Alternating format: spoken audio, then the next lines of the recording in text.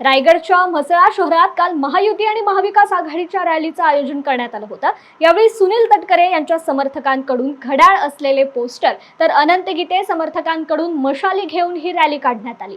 दोन्ही उमेदवारांच्या समर्थकांकडून एकमेकांच्या विरोधात जोरदार घोषणाबाजी करण्यात आली। रायगड लोकसभा मतदानाच्या अंतिम टप्प्यातील दिवस असल्याने म्हसळ्यात दोन्ही उमेदवारांच्या कार्यकर्त्यांनी शक्ती प्रदर्शन केलं।